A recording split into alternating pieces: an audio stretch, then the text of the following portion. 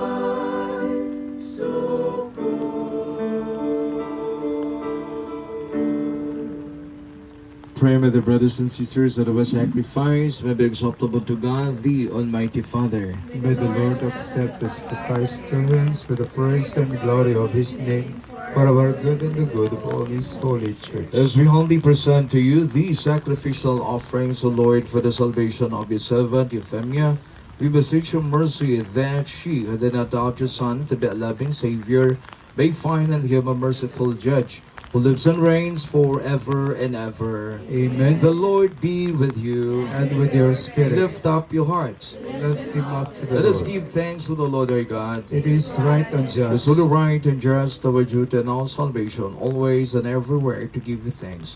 Lord, Holy Father, Almighty and Eternal God, through Christ our Lord, first one alone you exalted death, so that you might all escape from dying.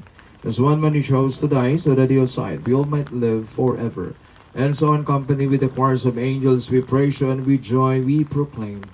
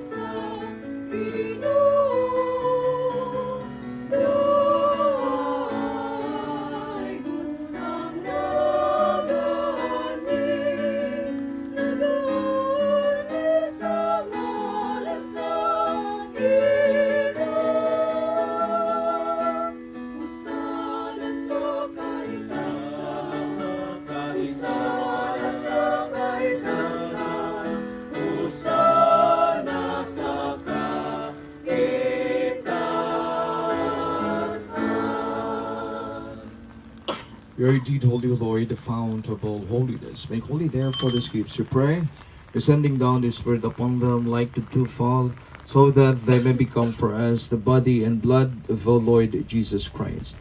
At the time he was betrayed and entered willingly into his passion, he took bread and giving thanks, broke it and gave it to his disciples, saying, Take this, all of you, and eat of it, for this is my body, which will be given up for you.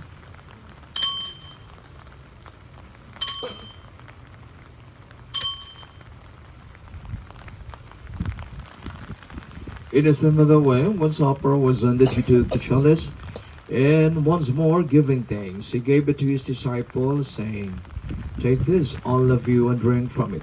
This is the chalice of my blood, the blood of the new and eternal covenant, which will be poured out for you and for many for the forgiveness of sins. Do this in memory of me.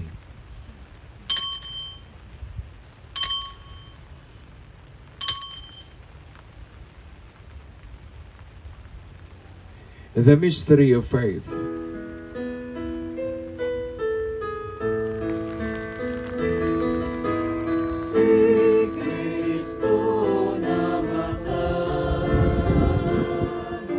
Si Kristo na banal, si Kristo,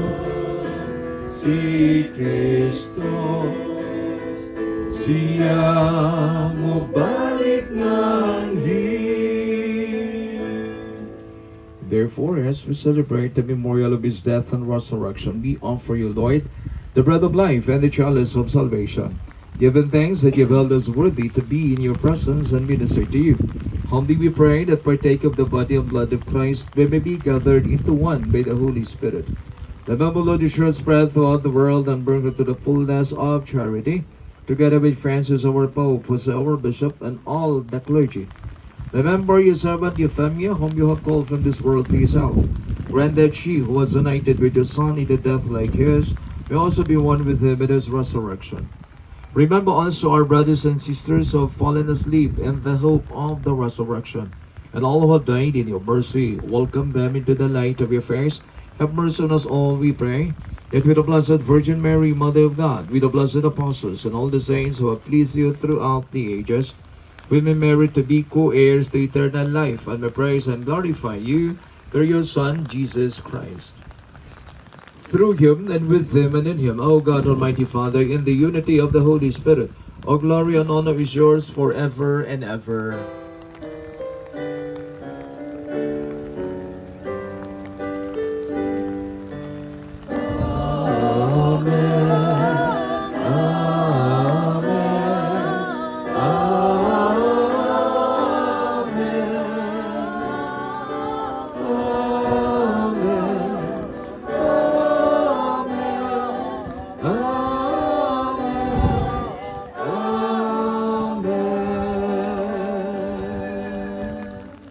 There was one family and community. Let us together pray the prayer that Jesus himself taught us.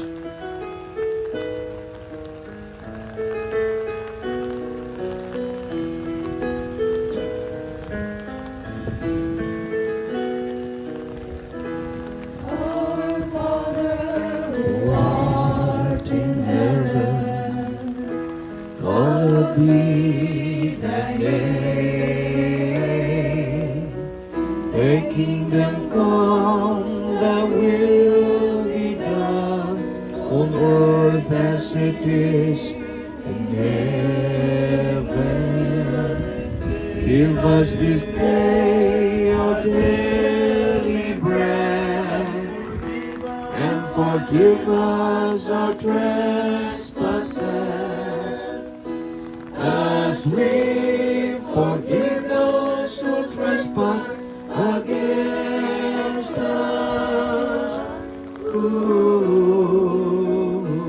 And lead us not into temptation, but deliver us from evil.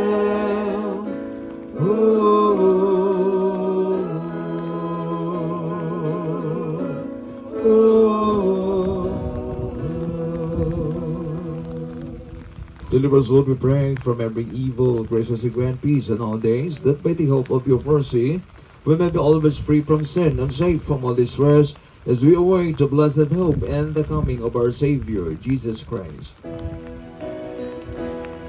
the kingdom, the power, and the glory are yours now and forever. Amen. Amen. Lord Jesus Christ has said to the apostles, peace I leave you, my peace I give you. Look not on our sins, but on the faith of your church. And graciously grant the peace and unity in accordance with your will, who live and reign forever and ever. Peace of the Lord be with you always. And with your spirit. Now let's appreciate the sign of Christ. Peace, peace with you, peace with you, peace, peace with you, peace with you.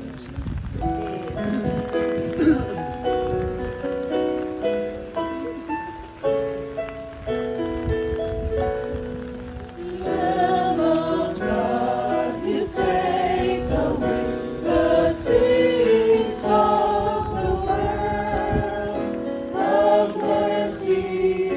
Have mercy on us. Lamb of God, you take away the sins of the world. Have mercy on us.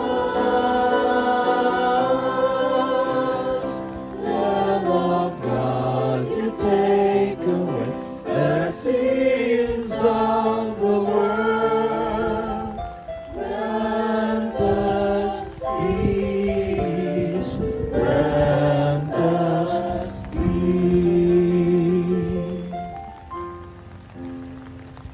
Beloved brothers and sisters, this is Jesus Christ, the source and the bread of life. Behold the Lamb of God. Behold him who takes away the sins of the world. Blessed are those called to the supper of the Lamb. Lord, I am not worthy that you should enter under my roof, but only say the word that my soul shall be healed. May the body and blood of Christ bring us to everlasting life. Amen.